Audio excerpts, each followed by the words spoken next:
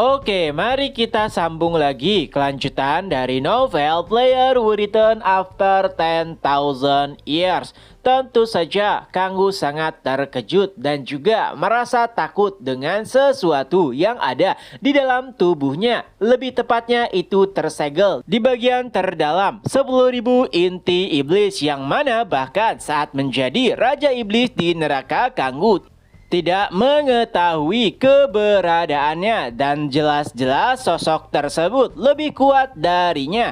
Karena penasaran, Kang Wu pun bertanya, "Siapa kau sebenarnya?"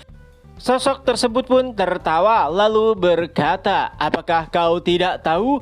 Aku adalah bapak dari para iblis, akar kejahatan, pencipta neraka 9 langit. Akulah dewa iblis." Itu adalah hal yang membuat Kang Wu terkejut. Ia juga telah memangsa banyak iblis, tapi Kang Wu tidak pernah mengingat bahwa dirinya pernah memangsa dewa iblis. Jadi bagaimana bisa ia berada di dalam tubuhnya? Dewa iblis kembali menjelaskan, yang mana sejak awal, bahkan sebelum Kang Wu pindah ke neraka, ia sudah berada di dalam tubuhnya. Itu adalah pernyataan omong kosong. Bagaimana bisa manusia biasa memiliki iblis atau dewa iblis di dalam tubuhnya? Lalu dewa iblis kembali menjelaskan, "Biarkan aku bertanya kepadamu, apakah kau mengingat wajah ibumu?" Itu adalah pertanyaan random, tapi anehnya memang dari awal Kang Wu tidak bisa mengingat wajah ibunya, karena bisa dikatakan ia dibuang, dan pada akhirnya Kang Wu pun tinggal di panti asuhan. Dan karena tidak bisa menjawab, dewa iblis kembali bertanya, "Baiklah, biar aku balik pertanyaannya. Apakah kau berpikir kau memiliki seorang ibu?" Tentunya itu adalah pertanyaan yang sangat mengesalkan. Kang Wu bahkan sampai memaki dewa iblis. Berani-beraninya ia membicarakan dan menghina tentang ibunya. Lalu Kang Wu juga menambahkan, "Aku yakin setelahnya kau akan berkata bahwa kau akan menguasai tubuhku dan telah mempersiapkan segalanya dari awal." Tentunya Kang Wu tidak menerima terkait dengan apa yang akan ia lakukan kepada tubuhnya. Apalagi sampai dengan saat ini dirinya masih perawat. Ia tidak akan pernah menyerahkan tubuhnya, karena itu adalah sesuatu yang sangat tidak adil. Mendengar ocehan Kang Wu yang tanpa henti, nampaknya itu membuat dewa iblis kesal. Lalu ia pun berkata, "Manusia, sepertinya kau belum menyadari tempatmu." Lalu Kang Wu menjawabnya, "Apakah kau juga menyadari di mana tempatmu?" "Aku memang tidak tahu apa rencanamu dan apa yang akan kau lakukan setelahnya. Tapi yang aku tahu adalah kau tidak mengharapkan kehadiranku saat ini. Dan yang terpenting, nampaknya kau sangat membutuhkanku." Tentu saja ada alasan kenapa ia bersemayam di tubuhnya dari awal. Dan itu juga yang membuat Kang Wu bisa menggunakan otoritas predasi atau saat ia melahap para iblis-iblis di neraka. Pastinya sosok yang menamainya dewa iblis ini menginginkan tubuhnya, atau dengan kata lain ia mempersiapkan tubuh Kang Wu untuk bisa ia kuasai suatu saat nanti. Tapi karena Kang Wu berada tepat di hadapannya di saat yang tidak tepat, Kang Wu pun memiliki kesimpulan bahwa jika dewa iblis membiarkannya di sana, maka mereka berdua akan mati. Jadi Kang Wu pun memintanya untuk membuat pilihan apakah mereka akan mati bersama atau mengembalikan kesadarannya. Sebelumnya Kang Wu juga telah diserang oleh ribuan atau jutaan tombak iblis untuk membuatnya takut. Tapi Kang Wu tidak peduli, itu bukanlah tubuh aslinya. Walaupun Kang Wu tetap merasakan kesakitan, tapi itu tidak sebanding dengan bagaimana Kang Wu menyadari bahwa sosok dewa iblis sangat menginginkan tubuhnya.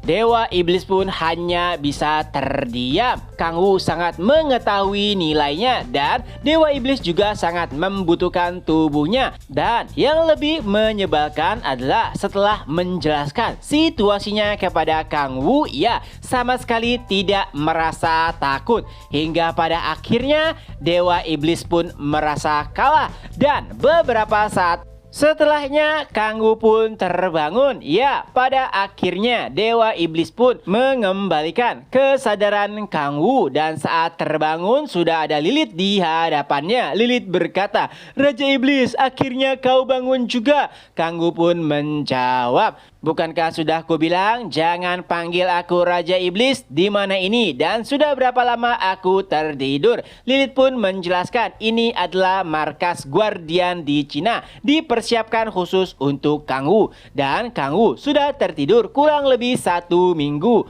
Sepertinya Kang Wu tidak begitu terkejut dengan situasinya. Ia juga bertanya bagaimana dengan pertarungan melawan markas kultus iblis Cina. Dan Lilith kembali menjelaskan bahwa di pihak manusia sekitar 769 pasukan mati. Dan untungnya itu bukanlah jumlah yang besar jika dibandingkan dengan skala pertempuran yang telah mereka lalui. Sejujurnya Kang Wu juga merasa sedikit terkejut dengan fakta tersebut setelah mengetahui bagaimana kekuatan kultus iblis cabang Tibet. Setidaknya Kang Wu mengira akan ada ribuan orang yang mati, tapi untungnya jumlahnya masih di bawah 1000. Kang Wu juga menanyakan bagaimana kondisi pertempuran setelahnya. Lilith kembali menjelaskan, pertama, setelah pertarungan berakhir ada banyak player yang naik tingkat dan ada beberapa juga yang telah mencapai level player tingkat dunia. Kang Wu pun sudah menduga hal tersebut mengingat ada banyak pengalaman yang mereka dapatkan di dalam pertempuran besar ini. Pastinya player peringkat dunia akan segera muncul. Lalu Lilith juga menjelaskan terkait dengan kondisi Barok saat ini. Tubuhnya belum pulih sepenuhnya. Walaupun ia mendapatkan luka yang sangat besar, tapi Kang Wu tidak begitu khawatir mengingat regenerasi Barok yang begitu gila. Jika ia belum mati, itu berarti Barok baik-baik saja. Tapi yang sangat sedikit menyedihkan adalah kondisi Kim Si-yeon. Dibandingkan dengan semua orang saat ini, kondisinya lah yang paling kritis. Itu membuat Kang Wu sedih. Sebenarnya Kang Wu ingin langsung menemui Kim Si-yeon, tapi sayangnya tubuh Kang Wu juga masih sulit untuk digerakkan. Itu juga alasan kenapa Kang Wu sangat tidak ingin menggunakan kekuatan terdalam dari 10.000 inti iblis. Apalagi ia juga sampai bertemu dengan sosok Dewa Iblis. Jika saja percakapannya dengan Dewa Iblis tidak begitu baik, mungkin ia juga tidak akan pernah bangun. Lalu Lilith pun kembali menjelaskan beberapa hal penting. Pertama, saat peperangan ia mengetahui bahwa pasukan Lucifer bentrok dengan pasukan kultus iblis. Itu adalah fakta yang sangat menyenangkan. Pada akhirnya upaya adu domba Kang Wu berhasil. Kang Wu bertanya bagaimana Lilith mengetahuinya, dan ia mendengar hal tersebut dari Barok saat Barok ingin berhadapan dengan wanita bernama Julia. Julia meminta bantuan dengan cabang terdekat dan ternyata cabang tersebut tengah diserang oleh pasukan Lucifer. Kang Wu sangat senang karena pada akhirnya semuanya berjalan dengan sesuai rencananya. Tapi yang lebih menyegarkan adalah ternyata Lilith berhasil mengetahui 5 cabang lainnya dari kelompok kultus iblis, dan salah satu di antara 5 tersebut merupakan cabang besar sama seperti cabang Tibet. Lilith pun bertanya, perlukah ia menyerang markas kultus iblis saat ini? Dan Kang Wu pun menjawab, tidak perlu, sebarkan saja informasi ini kepada pihak Lucifer. Mendengar perkataan Kang Wu, nampaknya Lilith paham benar apa maksud dari hal tersebut dan keduanya pun tersenyum licik. chapter pun berakhir. Nah, itulah kelanjutan dari novel Player Who Return After 10,000 Years. Semoga terhibur. Ketemu lagi di next video. Bye-bye.